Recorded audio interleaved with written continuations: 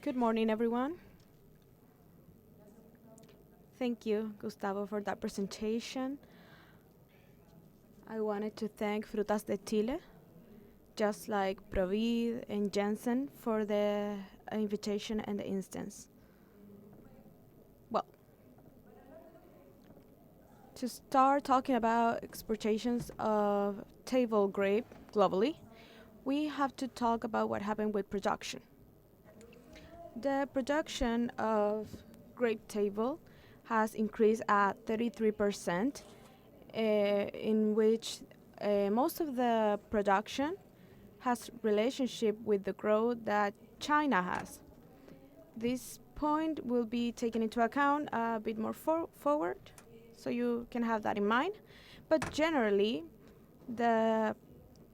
most of the countries that you see there in green have grown in production.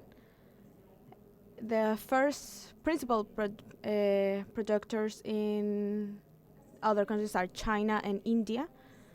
Here you have the behavior of different countries. The higher one is from China, that by this year, the production has reached around 13 tons. And a few years ago, China, alongside with India, had most of the production. And this year, we have the fact that China has around 50% of all the production. When we have the analysis by hemisphere, we see that the North Hemisphere has a growth. This alongside with China. Like I said, China and India are big producers and growers. We are going to see how other countries are behaving too. And in the South Hemisphere, we have a pretty stable behavior. Even though Chile was a giant grower, the volumes has decreased a little bit. But there are other countries that are on the growth. So it's stable. Here I'm trying to show what the production has been in the different countries in the last 10 years. The consume has been stable, but there's two principal countries that are China, that has increased his consume, but also the production. And when it comes to the Europe, the production has increased and also the consume. For example, in Egypt, you have that big decrease. Also in the United States. And if you look more at the end, you have Chile, Peru, and Mexico. In where you can see in Chile, we have a decrease in the production, and Peru and Mexico are in the growth. When we go per capita, something that I wanted to show you before, the United States, the consumption has growth, even though the production is not growing. And that comes along with the exportations and the local production. In Europe, we have a decrease in the consumption,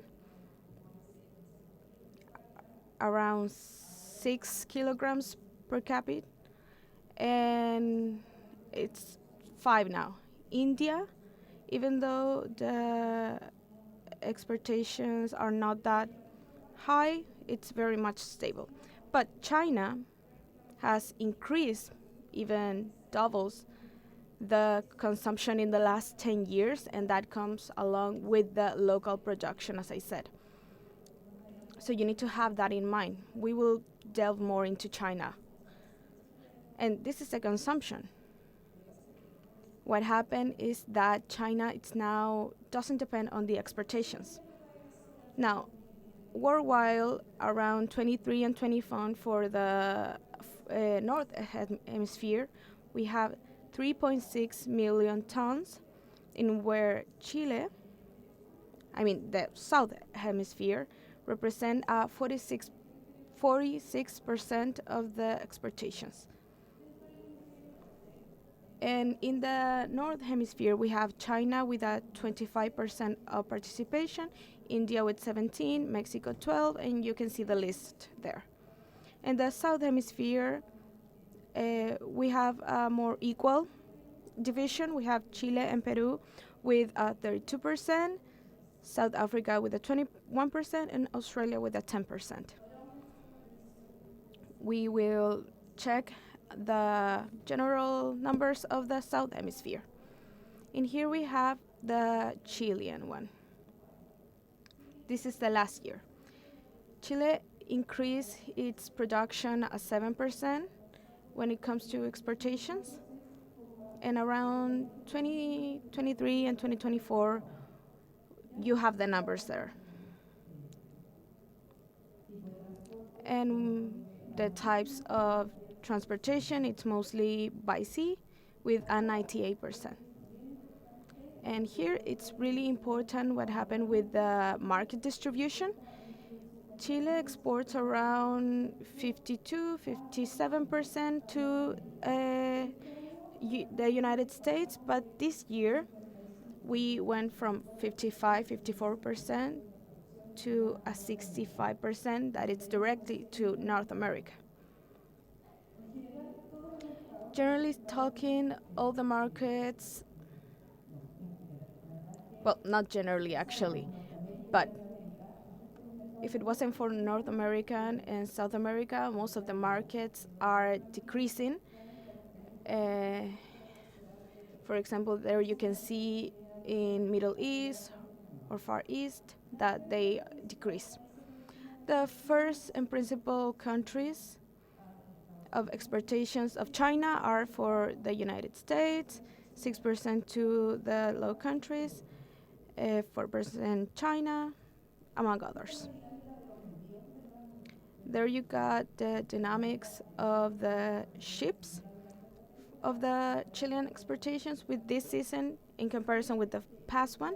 And then you can see that the season this year started like a month before, but the shipping peak happened in March.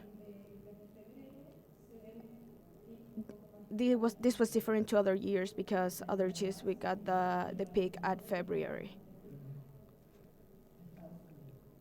And mostly to the United States. Talking about the distribution, 38% is to rock without seeds, the 36 with white without seeds. Sorry. Like I said, 36% of white without seeds, and red glove says 16%. Here we have to pay attention what happened with the white without seeds. This increased a lot to the different that we have last year. This was because of the varieties. When we go to the analysis by varieties, we have that red glove, it's obviously on the growth, but the volumes are constant. In the second place, we have crimson seedless. In the third place, we have sweet glove, which it's increasing. Actually, it was growing more than Thompson seedless. Here we can see what happened with this white seedless. All of them increased 70% from one year to the other. And it left Thompson seedless in the fourth position. What happened this year is that the varieties increased 22%.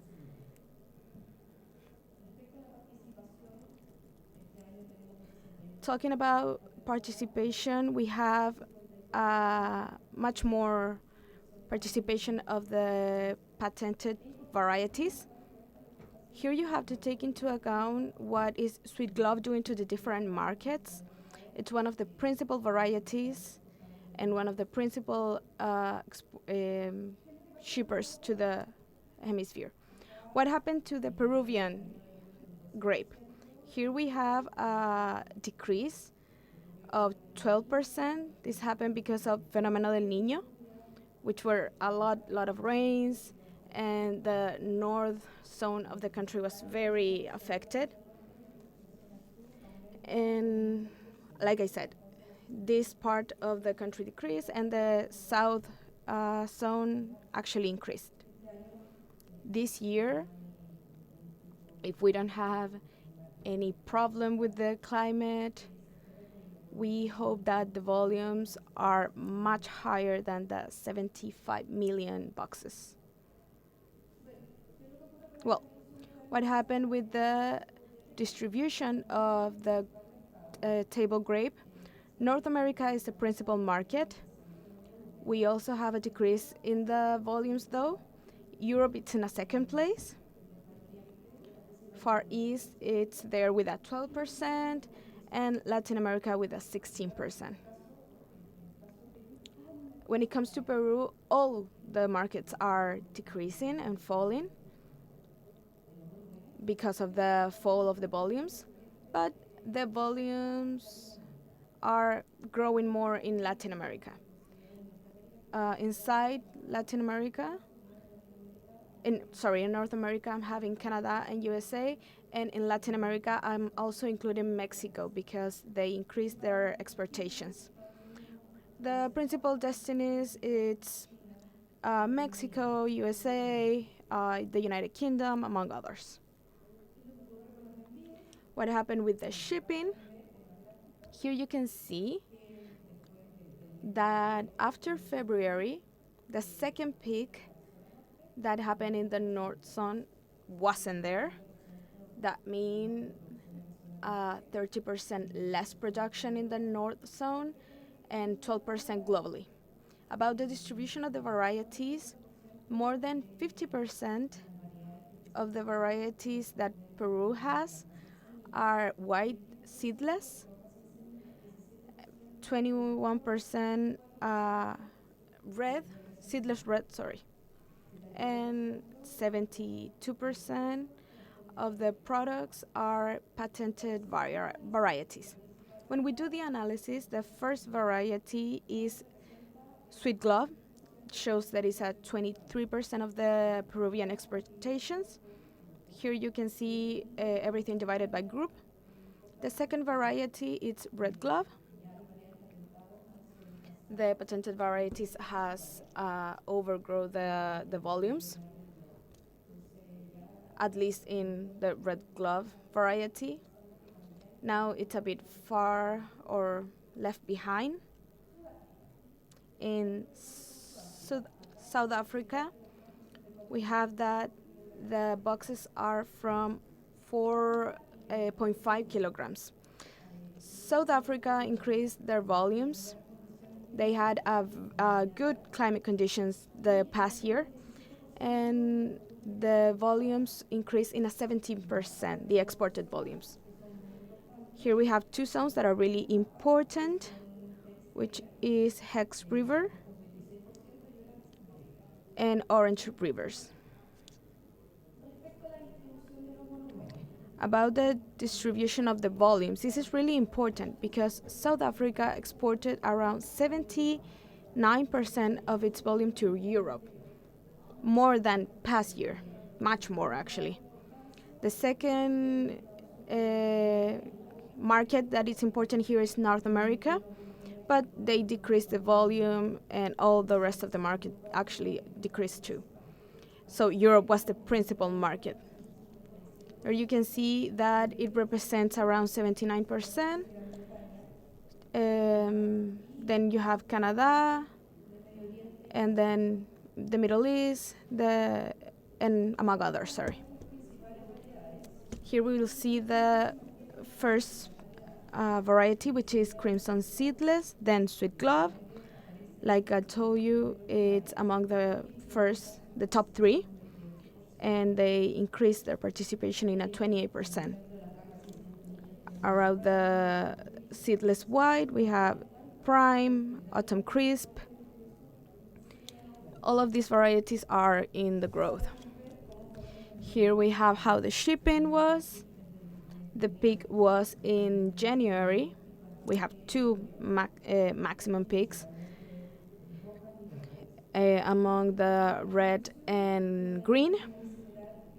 And distribution, it's barely the same. Sorry, mostly the same. Very similar to Chile. We are with a 39% in the seedless white. And well, you can see the percentage there. I know that it's not from the South Hemisphere, but it is important to show what is happening with India. India, like I said before, it's a big shipper, and they have grown their volumes. It's a country that it's focused on Europe, and they are competing directly since January with the Peruvian and Chilean fruit. It's a market, at least Europe, it's a market that it's really narrow, thinking that South Africa it's growing to its volumes, and if they don't have climate events, that is going to be a constant. India has their crops from, harvest to January to May, and then you can see that in the market when Thompson seedless comes to the market from India to the Europe market, you can see the change of prices, a condition. They don't have the conditions that the market expect, and the prices are a bit low. Brazil, they asked me to talk about Brazil. Brazil has a situation, it's a big producer of grape table, but it's not a big shipper. What calls our attention this year, from October to December, that the harvest was destined to the United States because of the market condition that happened this year. But the most important market for them, it's the Países Bajos, like Holland, and the United States, and also Europe. The principal shipper markets. Here I'm going to show you the United States, the exportations. We have the red one in Chile, the green is Mexico, and Peru it's the blue one. The volumes has increased because they are not like exponentially growing, but they do grow as long as the market is able to hold this. In the white spaces you can see the local production. But what happened this year, and what I want to show you, this year, 2023, the Hillary hurricane produced a decrease in the production. From the first estimation, we have the decrease of 14%. So as you see there, the stocks of the season were much lower than the previous year. But we have to consider that the condition of that fruit wasn't the optimal one. And this allowed to Peru and Chile to take this commercialization window. Here you can see a bit of the season 2023 and 2024. Clearly, we don't have a higher peak like we have in the 9-week. This was because the second part that I show you from the different zones wasn't sent. And that gives a space to the market. Here you can have some of the prices of the season, trying to show you the tendency. Here we have to consider that the peaks are above the 3 millions, which is what the United States is able to consume. It didn't happen. So the prices for seedless white and seedless red decrease a little bit. But we are seeing prices that were lower than the normal rule that we have. You have to consider that USA it's a big sensitive market. Well, the cheaper markets, here I'm gonna show you what it's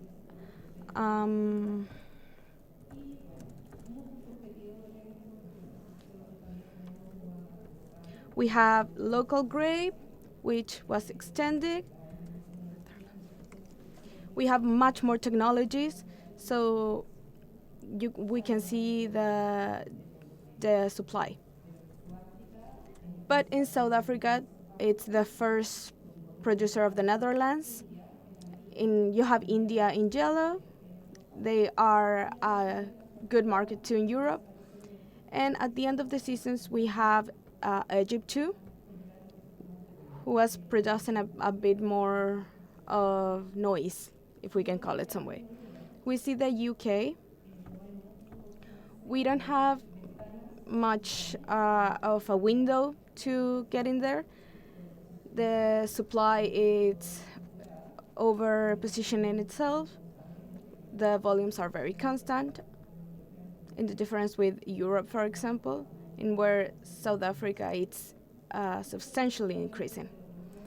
This was the behavior of the volumes, much or less the same. Peru and Chile decrease in the European market.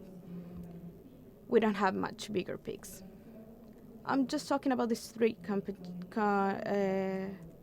competitors. When India and Egypt enters the market, the prices changes a little bit. When it comes to Egypt, the first prices are very good. So they compete as another product.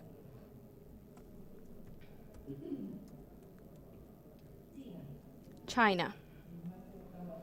They asked me a lot about what happened in China, what is going on in there. What I explained before, the volumes are increasing.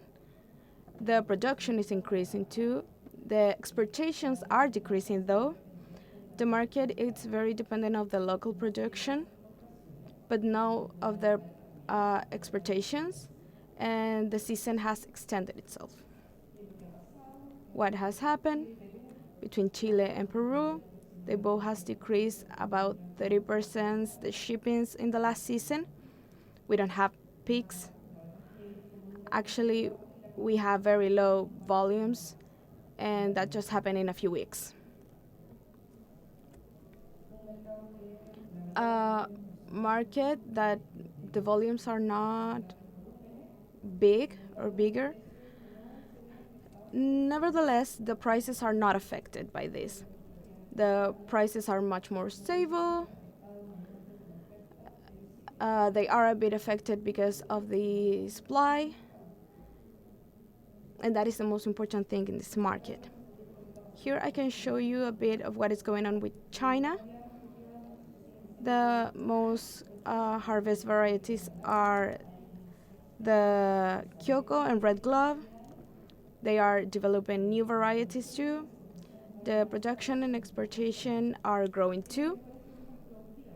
They have much better techniques of production, and in where they can have two types of grow of the fruit.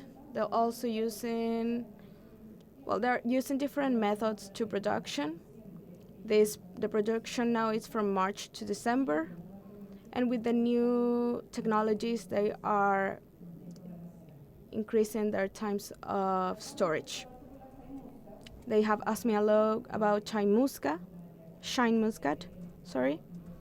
Here you can see these two varieties. They are widely distributed. They have worked this variety with two different harvests from March to May and then November to December. Has a good size and a good life post-harvest. It's very viable too. Variety. depending on how it is produced. It is a variety that requires a high workforce. And China depends a lot, like I said, of its local production. Well, summarizing, we're gonna do it quick. In the United States, we have a decrease of the production and the consumption, it's increasing. What are we waiting for 2024 and 2025? It's a distribution of the volumes around Chile and Peru, around 50 or 55%, both with increasing volumes. We're waiting for the volumes to increase. This year was 68 million boxes. And here we are trying to avoid the peaks of around over 3 millions of boxes. We have to redistribute to different other markets. Maybe the numbers that we have today are not sustainable along the time. It's important the information to maintain the programs, and the focus needs to be on the quality and condition. In Europe, we have a decrease in the consumption. The market is narrow, like I said. The prices are much or less stable. What we see for the next season, what we wait for the next season, it's that the season now it's presenting less volumes and a much concentration maybe in August. And maybe that will help for the Peruvian table to not have that much competition with the local production. China, we have the production, exportations, and consumption in increasing. The exportations are decreasing. We don't have a range of prices. The varieties here are important, though. They are very much liked in the market, and the quality needs to be good, of good size, and premium. And also, we don't have to forget that there is a competition in the species. For example, in the cherries, when the market starts, the cherry is already on China, and we have all that kind of varieties. What we wait for 2024 and 2025 is to go back to a reality, to increase the volumes in Peru, to the crops in the harvest in the United States to be normal, and to the northern Chile to have a much better climate. We hope to not have another phenomenon. We end the summer of San Juan. What we can do? What we're trying to do is to work alongside Chile and Peru together. We have different markets, target markets, different supplies, so we make each other a huge favor. The information needs to be trustworthy. We have to look for a good something between supply and demand. We are waiting for marketing programs too, to have new markets that are viable for Latin America. We need to keep looking on the Latin American market because the grape has had a good place in this market, and the quality and condition needs to be consistent on time. Finally, what I want to tell you is that the past is experience, that we need to take advantage of the present and perfect our future. That's our job, to be better and to work alongside to have a good industry. Thank you for your attention.